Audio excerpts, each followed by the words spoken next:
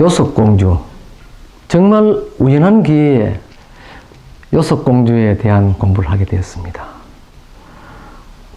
앞전에 경산의 동남계의 경계 성현을 공부하는 그런 과정에서 그 성현의 이름이 왕제다 해서 이 왕제와 관련된 역사적 인물, 그 역사적 인물의 주인공이 그 원효와 설총, 무열왕이 등장하게 되는데, 이 지역설화는 무열왕과 요석공주가 서로 만났던, 또 원효와 무열왕이 만났던 그러한 과정을 설화 속에 연출해 놓고 있었습니다.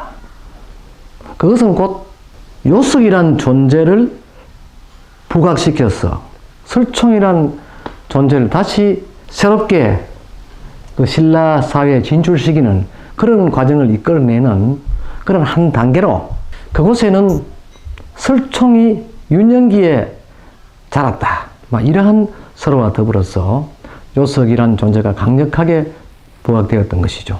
이런 것을 하나하나 그 설화적 모티브로 정리하다 보니까 거기에서 요석공주란 존재가 어떤 분인가, 또 설총을 훗날 홍유 그 설총, 다시 말하면 신라 신문왕 때 한림학사로 그 키우게 되었던 그 동기부여가 모두 어머니에게 있다, 그런 생각을 하게 되면서 우리 역사 속에 묻혀져 왔던 요석공주의 실체, 그것은 무엇인가, 그리고 요석은 어떻게 해서 신라 사회에 잠시 원효와의 파괴 과정에서 나타났다가 그 이후에는 역사의 전면에서 사라졌던가 하는 것들을 생각하게 되었던 것이죠.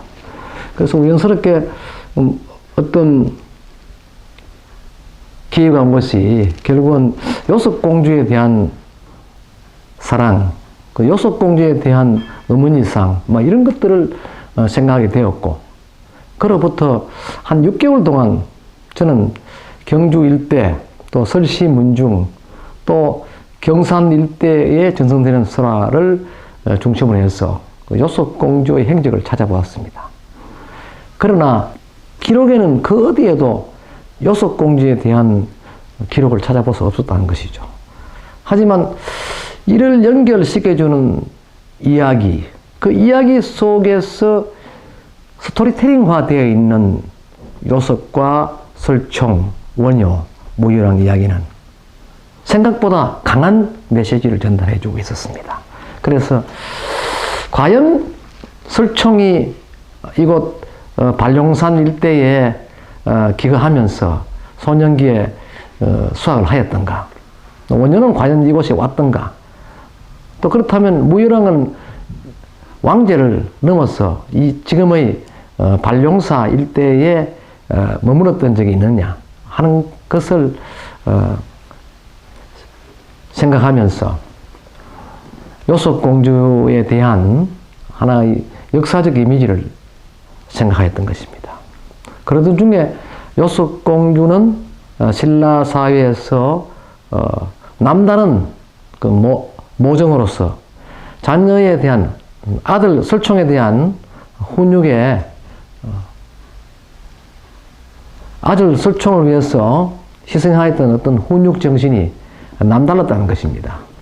이런 것을 조각조각 이렇게 모으면서 요석공주의 어머니상이라는 논문을 한편 집필하였고, 그것을 또 계기로 우연찮게 경산시립박물관에서 삼성년 중에 한 분인 설총의 생애와 탄생에 대한 세미나를 하면서 저는 그 설총 부분에서 그 설총의 어머니 요석을 들춰내어서 사례로 주제 발표를 하게 되었습니다. 이런 주제 발표 결과가 결국 많은 경산 시민들에게 공감을 형성하였고, 그러한 공감이 오늘날 이곳 발룡산 일대의 설화와 또 그 여천 유곡 일대의 그 설총 설화와 부합할 수 있었다 하는 데서 새로운 그 역사적